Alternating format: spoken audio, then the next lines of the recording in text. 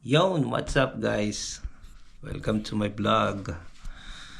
So una nating iba-vlog ay ang aking bagong bili na Hero GoPro 12 Black.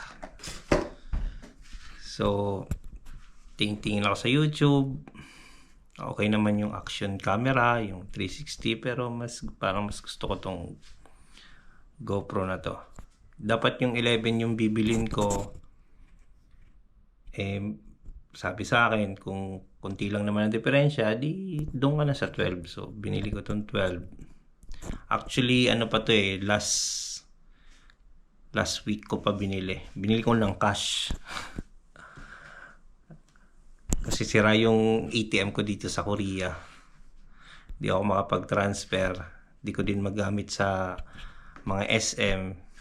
Ewan ko, di pa ako nakakapunta ng bank. Kasi busy sa trabaho, di pwede mag-absent.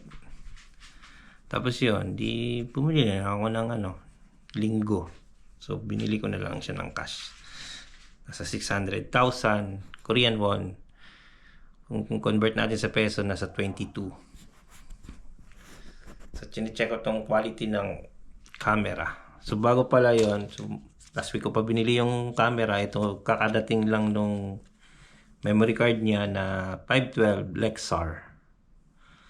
Ngayon lang dumating, so ngayon ko lang siya tinest kasi di mo siya pwedeng mabubuksan yung camera pag walang card.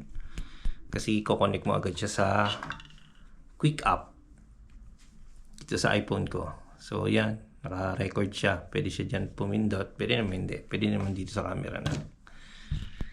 So ayun, tinatry ko to. Tapos kaya ko itong bibilihin para pag halimbawa payagan akong magbakasyon sa July, kakasal kasi yung kapatid ko, ito yung gagamitin namin. So baka mag-try din ako pag-vlog kung ano-ano. Try lang. Tapos save na lang pag hindi. So tingin ko okay naman tong camera. So first time ko palang gagamitin ngayong gabi. So may pasok pa ako bukas, Sabado. So linggo ko pa ito magagamit kasi magbabike ako, magbabasketball. So yun, tatry ko. Tapos mag-aaral ako mag-edit kung paano. Testing ko pa yung mga option niya, hindi ko pa makuha. Hirap. So yun na muna. Gengs.